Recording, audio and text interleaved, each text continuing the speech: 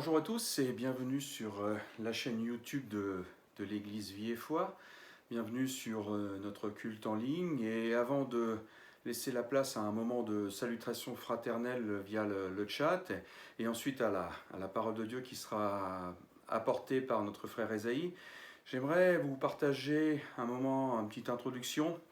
Et quand le pasteur Mathias m'a demandé de partager ce moment et de trouver quelque chose, eh bien, on a été amené à discuter et on a parlé notamment des conditions de travail.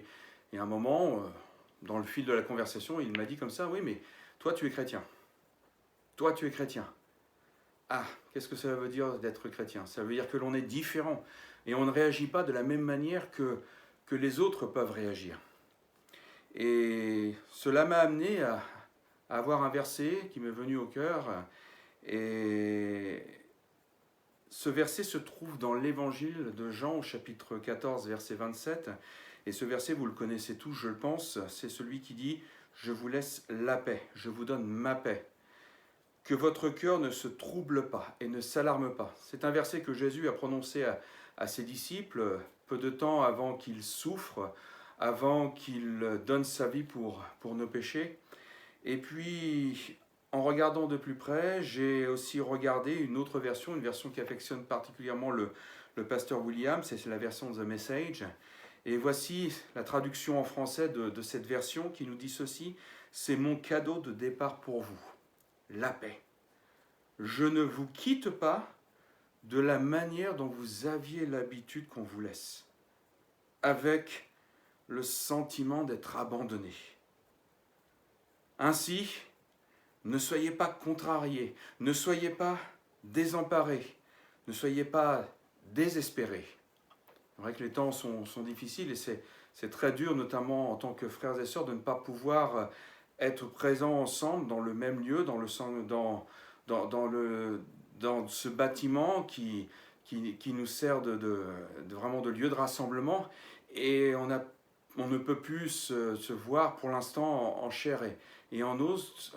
Mais malgré ce temps, le Seigneur nous dit, ne soyez pas désemparés, ne soyez pas contrariés. C'est vrai, c'est un temps qui va peut-être durer, on ne sait pas. Mais ce qui est important, c'est que Jésus nous laisse la paix, il nous laisse sa paix. Je vous laisse avec ces versets d'encouragement, je vous souhaite un bon culte. Profitez de ce temps où il va y avoir de la louange qui va passer pour vous saluer, pour vous encourager par le chat. Et je vous laisse ensuite avec la parole de Dieu qui va vous être annoncée par Esaïe. Bon culte à tous.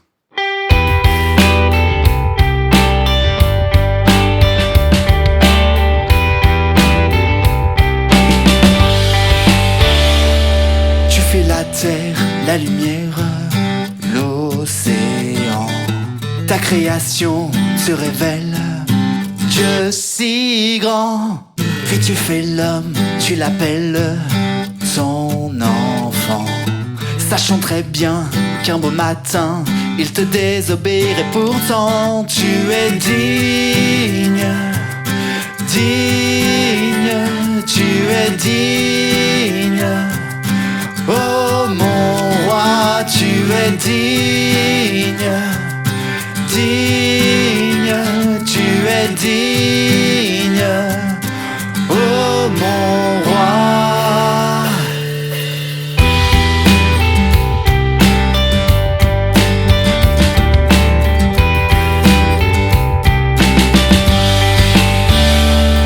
Amour immense, incomparable, tu pardonnes. La solution, la rédemption, tu la donnes.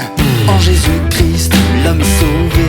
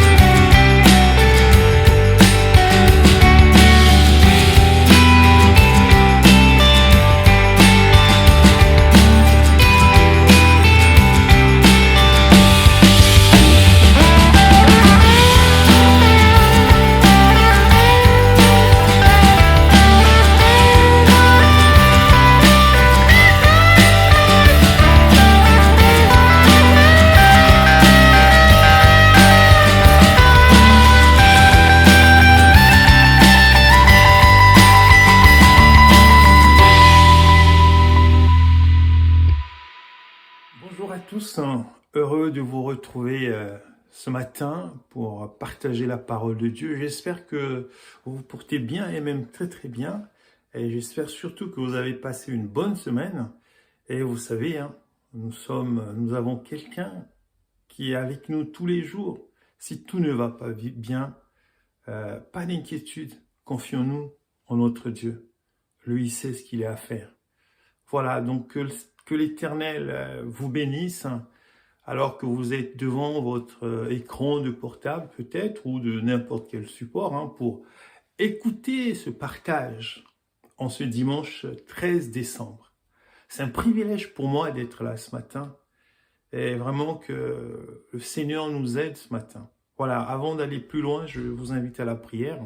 Prions l'Éternel. Seigneur, merci pour ta grâce, merci pour ta bonté. Tu es le Dieu fidèle, le Dieu merveilleux. Il t'a plu que ce matin, nous puissions encore avoir ce privilège de recevoir ta parole.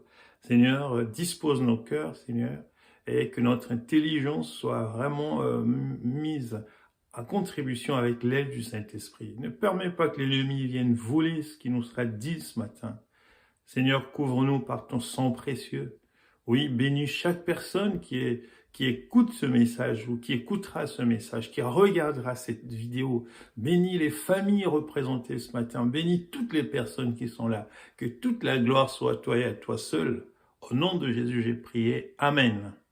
Amen. Alors, le message de ce matin, il a pour thème « Dieu est un refuge ».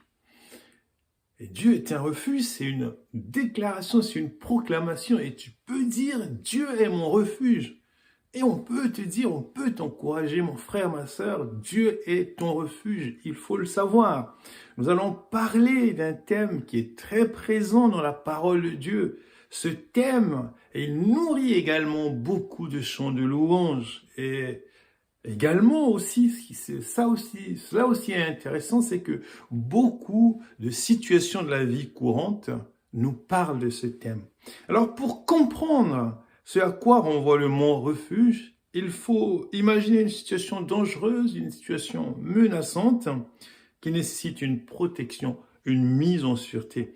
Et cette protection, cette mise en sûreté représente un refuge. On peut identifier nombreux domaines de la vie courante pour comprendre le sens du mot refuge. Alors, je vais me limiter à 4 situations, à savoir la protection animale.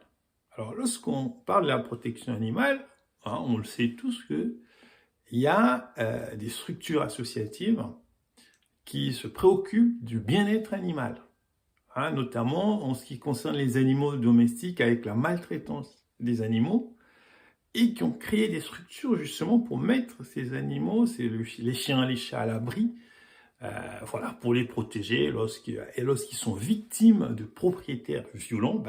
Ces associations vont prendre ces animaux afin de les mettre à l'abri.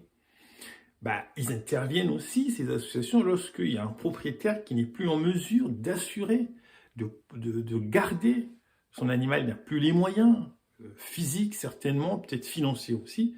Et donc, ces structures vont assurer le relais pour protéger ces animaux. Le deuxième point, c'est celui concernant les violences familiales, plutôt les violences domestiques. Ah, donc, en France comme ailleurs, hein, dans d'autres pays, vous savez qu'il y a beaucoup de femmes meurent sous les coups de leur mari violent, leur conjoint violent. Donc, là aussi, il y a des dispositifs qui permettent de mettre ces femmes à l'abri pour les éloigner du danger. Le troisième point, la troisième situation, elle concerne toutes les personnes qui vivent dans des zones de conflit. Pour échapper à cela, ces personnes vont se réfugier dans des pays qui sont en paix, qui vont leur assurer la protection. Et dans le même ordre d'idée, vous avez aussi toutes ces personnes qui sont poursuivies ou menacées à cause de leurs opinions religieuses ou politiques. Et ces personnes, de la même façon, vont aller chercher un abri ailleurs dans des pays plus libres où ils peuvent exprimer librement leur foi, exprimer librement leurs opinions politiques. Le dernier exemple que je prends, la dernière situation, concerne le réchauffement climatique. Vous savez qu'aujourd'hui, il avec le réchauffement climatique, le niveau des mers, des océans est en train de monter et il y a des territoires insulaires, hein, des îles, des archipels qui sont menacés. Et si le niveau de mer augmente, ces pays, ces territoires seront submergés. Et pour échapper à cette submersion annoncée, à plus ou moins long terme, dans 5-10 ans, les habitants de ces territoires doivent s'organiser à trouver un refuge, à trouver un abri. Donc c'est de cela qu'il est question. Et on peut multiplier les exemples pour illustrer le terme refuge. Toujours est-il que les exemples qui viennent d'être cités montrent que la nécessité d'un refuge se justifie par l'existence du danger. Et donc le refuge va servir d'abri. Alors à présent, nous allons lire les passages bibliques qui vont nous servir d'appui, de support pour ce partage. Donc il y a 2 passages qui sont tous les 2 dans le livre des psaumes. Le premier, il est dans le psaume 27, psaume chapitre 27, verset 3-5. Et le deuxième, il est dans le livre des psaumes, chapitre 34, verset 9. Lisons le premier passage, psaume 27, donc psaume chapitre 27, verset 3-5. Alors moi, je vais utiliser la version 8 secondes. Donc vous pouvez utiliser la version que vous avez pour voir d'ailleurs comment... en fonction de la version, certains termes ont été rendus. Alors, lisons au nom du Seigneur, psaume 27, verset 3-5. « Si une armée se campait contre moi, mon cœur n'aurait aucune crainte. Si une guerre s'élevait contre moi, je serais malgré cela plein de confiance. Je demande à l'Éternel une chose que je désire ardemment. Je voudrais habiter toute ma vie dans la maison de l'Éternel pour contempler la magnificence de l'Éternel et pour admirer son temple. Car il me protégera dans son tabernacle au jour du malheur, il me cachera sous l'abri de sa tente. Il m'élèvera sur un rocher. » Deuxième passage, psaume 34, verset 9. « Sentez et voyons combien l'Éternel est bon. Heureux l'homme qui cherche en lui son refuge. » Mais bien-aimés, chers frères et sœurs dans le Seigneur, vous qui regardez cette vidéo, toi qui regardes cette vidéo, les 2 passages que je viens de lire concernent David qui a exprimé clairement comment Dieu l'a secouru alors qu'il faisait face à la persécution. Il a trouvé en l'Éternel son refuge, sa protection contre ses ennemis. Il a par la même occasion reconnu l'importance de s'abriter en Dieu, de demeurer dans son temple. Et oui, lorsque tu fais face à une situation dangereuse, où te réfugies-tu, mon frère? En qui te réfugies-tu, ma sœur? David a exprimé ce besoin d'être dans le temple, contempler l'Éternel, tous les jours, tout le temps. Oui. C'est important, c'est important. Lorsque tu es en danger, en qui te réfugies-tu? Le temple, vous savez, dans la Bible, on explique ce qu'on faisait dans le temple, l'adoration, il y avait la présence de Dieu qui descendait, et il recherchait cela. Alors, pour répondre à cette question, il faut savoir identifier les situations dangereuses auxquelles on peut être confronté. Alors, si tu fais face au danger, oui, est-ce que tu fais face au danger? Est-ce que tu peux identifier un danger? Le danger. Et il faut l'identifier pour s'en prémunir. Voilà, donc première question. Est-ce que tu peux identifier le danger auquel tu fais face? Les dangers auxquels tu fais face. Parce qu'il est important de les identifier afin de s'en prémunir. Alors, il ne s'agit pas, bien entendu, d'être paranoïaque et voir le danger partout. Mon propos n'est pas d'encourager une telle attitude, car de toute façon, nous savons qu'en tant qu'enfants de Dieu, amen, la protection nous est assurée. Lisons dans le psaume 127, verset 1, la Bible dit « Ceux qui se confient en l'Éternel sont comme la montagne de Sion, elle ne chancelle point, elle est affermie pour toujours. » Vous savez, Sion est une montagne située à Jérusalem. C'est le signe, c'est vraiment, il représente une Jérusalem permanente, solide, affermie. Mais il empêche que la vie de tout un chacun n'est pas un long fleuve tranquille. Le chrétien peut faire face à des tempêtes. Oui, on n'est pas à l'abri des tempêtes. Et pour encore préciser cela, on va lire dans 2 Timothée chapitre 3 versets 1 à 5, 2 Timothée chapitre 3 versets 1 à 5, cet avertissement de Paul à Timothée, qui est son fils, qui était son fils spirituel. Alors, lisons au nom du Seigneur. Sachez que dans les derniers jours, il y aura des temps difficiles, car les hommes sont égoïstes, amis de l'argent, fanfarons, hautains, blasphémateurs, rebelles à leurs parents, ingrats, irréligieux, insensibles, déloyaux, calomniateurs, intempérants, cruels, ennemis des gens de bien, traîtres, emportés, enflés d'orgueil, aimant le plaisir plus que Dieu, ayant l'apparence de la piété, mais reniant ceux qui ont fait la force. Éloigne-toi de ces hommes-là. Alors, mes bien-aimés, chers frères et sœurs, Paul dresse une longue liste de ce qui peut nous menacer. Il dresse la liste dans le but de nous mettre en garde. Et lorsqu'il parle des derniers jours, ce sont les temps qui précèdent le retour de Jésus-Christ. Alors, nous ne savons pas quand est-ce qu'il reviendra, mais force est de constater que nous sommes dans des temps difficiles. Alors, pour identifier les dangers qui nous guettent, nous devons aiguiser notre regard spirituel de la vie. Nous devons aiguiser notre regard spirituel de ce qui nous entoure, de ce qui nous environne. Il est important d'avoir une démarche spirituelle, une approche spirituelle des choses, de la vie. Et cela nous aidera beaucoup. Ce qui se passe, c'est que ce que nous sommes peut nous échapper à nous-mêmes. Cela, il faut prendre garde à cela. Si c'est le cas, on ne peut pas réaliser que nous sommes égoïstes, que nous aimons l'argent. Vous pouvez continuer la liste de ce qu'on vient de lire. Donc, il est indispensable, mais bien aimé, plus que tout, d'avoir un cœur sensible. Nous ne devons pas fermer notre cœur à ce que Dieu veut faire en nous par l'intermédiaire de son Esprit Saint.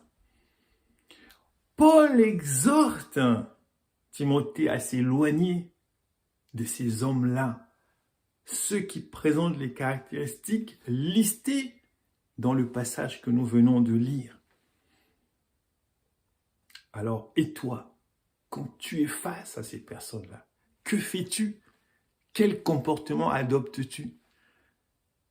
Et on peut ajouter, mais lorsque Paul dit à Timothée, le conseil, éloigne-toi de ces hommes-là. Mais au fait, s'éloigner pour aller où? Pour aller vers qui? Alors, une autre question qui surgit. Qui est notre refuge? Quel est notre refuge? En qui nous réfugions-nous? Qui est ton refuge, mon frère, ma sœur? En qui te réfugies-tu? Alors, dans les exemples que j'ai présentés au début de ce partage, le refuge, c'est quoi ici? Vous savez, dans le cas de la protection des animaux, c'est ces structures associatives qui mettent en place des installations pour accueillir les animaux menacés.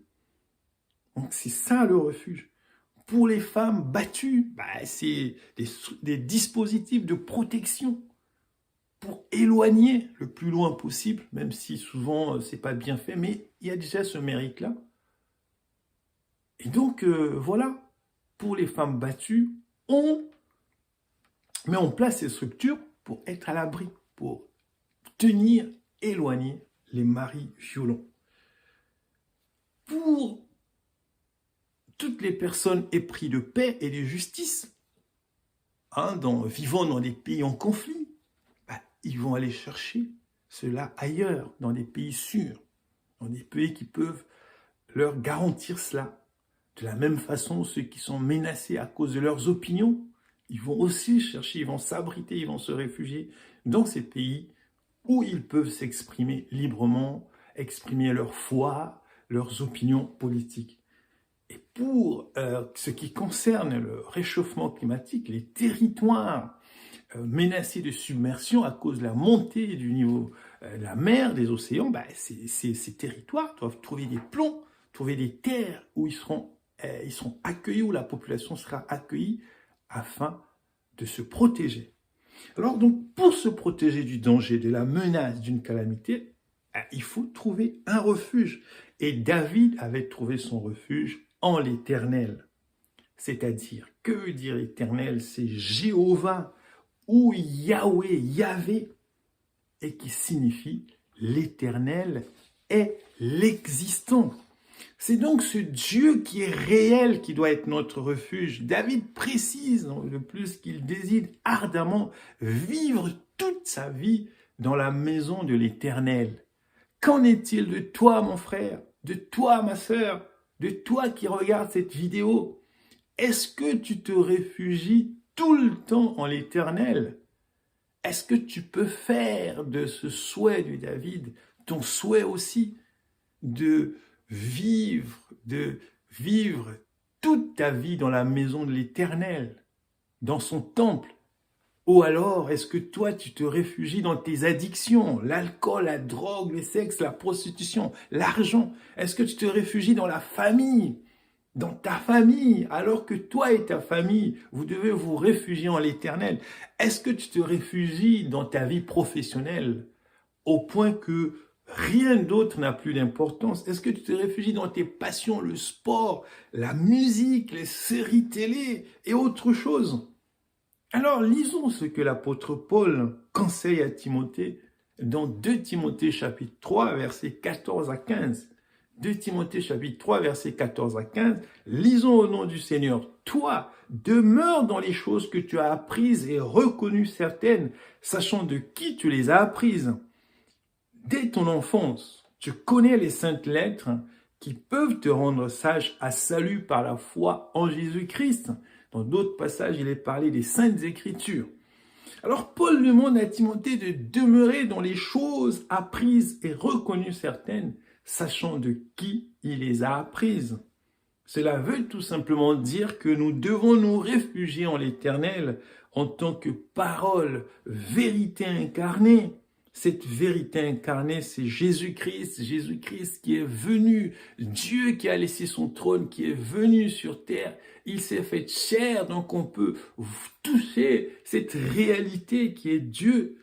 Et l'Église est le cadre que Dieu nous donne pour connaître cette vérité incarnée, cette vérité faite chair, donc Jésus-Christ. Réfugie-toi en Dieu, réfugie-toi en Jésus-Christ, réfugie-toi dans l'Église pour être à l'abri des attaques, pour te protéger contre les tempêtes de la vie. Oui, ça ne veut pas dire que nous ne serons pas attaqués, on sera attaqués, mais l'Éternel nous protégera. Amen. Alors, dernier point. Oui, si Dieu est notre refuge, est-ce que moi, suis-je le refuge de quelqu'un? Est-ce que je peux être le refuge de quelqu'un? Est-ce que toi, tu peux être le refuge de quelqu'un, mon frère? Est-ce que je peux être un refuge pour quelqu'un d'autre? Ayant trouvé moi-même un refuge en l'Éternel. Oui, je peux être un refuge pour quelqu'un d'autre que je croise sur ma route et qui fait face au danger. L'objectif ici est d'amener cette personne vers ou dans le véritable abri qui est l'Éternel. Moi, je ne suis qu'un intermédiaire. C'est ce que nous faisons lorsque nous intercédons en faveur de quelqu'un. Nous sommes ces intermédiaires. On assure la médiation entre ces personnes et Jésus-Christ. Ceux qui sont sous la protection de Dieu et qui sont affermis peuvent servir d'abri à leur tour. Cela est une bonne chose. Mais il ne faut pas oublier que la protection humaine, elle est imparfaite. Oui, elle est imparfaite. L'homme est faillible. Nous devons donc toujours conduire les personnes que nous soutenons vers Jésus-Christ, qui est l'abri sûr. beaucoup de chrétiens, malheureusement, ont mis en place des mécanismes visant à rendre d'autres chrétiens dépendants d'eux, à avoir de l'emprise sur ces derniers. Bien évidemment, ce n'est pas ce que la parole de Dieu nous recommande. Au contraire, nous devons apporter le message, l'évangile qui rend libre et non à notre tour, alors que nous sommes libres, nous devenions en quelque sorte des geôliers qui empêchons les autres frères d'être libres. Alors, en conclusion, qu'est-ce que nous pouvons dire? Trouver un refuge lorsqu'on fait face au danger ou à la menace, mais l'assurance dans nos cœurs. Recherchons le refuge en l'Éternel. Recherchons le refuge dans l'Église, car elle est l'œuvre de Dieu. Comme l'Église, c'est toi, l'Église, c'est moi, l'Église, c'est nous. Nous avons besoin non seulement d'expérimenter la protection de Dieu, mais aussi de la faire connaître à d'autres dans l'Église déjà, et surtout à ceux du dehors. Prions pour que nous faisons réellement de l'Éternel notre refuge, que nous ne nous laissons pas entraîner vers des refuges échappatoires qui ne sont que des chemins, des perditions. Amen. Alors j'espère vraiment que ce message, mes bien-aimés, que ce message vous a encouragé, il vous encourage dès à présent avec l'aide du Saint-Esprit. Oui, Dieu n'envoie pas son message en vain. Il envoie son message pour faire une œuvre particulière dans la vie de ceux qui le reçoivent. Alors que l'Éternel vous bénisse, que le Seigneur vous bénisse, que le Saint-Esprit vous aide. Avant de nous séparer, je vous invite à la prière. Seigneur Jésus, prions l'Éternel. Seigneur Jésus, merci encore pour la grâce que tu nous fais d'être au plus près de ta parole. Dispose nos cœurs, Seigneur, à recevoir cette parole. Que notre intelligence en soit augmentée, que nous soyons affermis, que nous puissions nous approfondir en toi, Seigneur. Bénis tous ceux qui vont écouter ce message. Bénis chaque famille, chaque personne, Seigneur, et que nous puissions vraiment nous réfugier en toi. Alors, nous serons à l'abri de la tempête, à l'abri des attaques de l'ennemi. Seigneur, ce message, c'est un message d'encouragement pour tous ceux qui sont menacés. Oui, Seigneur, parce que tu es l'assurance, tu es la protection sûre, mon Dieu, mon roi. Que toute la gloire soit à toi et à toi seul. Oui, Seigneur, merci, merci pour ta fidélité. En ton nom, j'ai prié. Amen. Alors, soyez dans la paix, que la grâce de Dieu soit avec vous. Je vous rappelle juste les rendez-vous de la semaine. Mardi, gardons le contact sur YouTube. Jeudi, on a repris, vous savez, les réunions de prière à Amfreville. Donc, réunion de prière en présentiel. Jeudi, 19h. Et dimanche prochain, 10h, message sur YouTube. Notre message d'exhortation, d'enseignement, d'encouragement. Voilà, que l'Éternel vous accorde un bel après-midi de ce dimanche 13 décembre et une bonne semaine à toutes et à tous.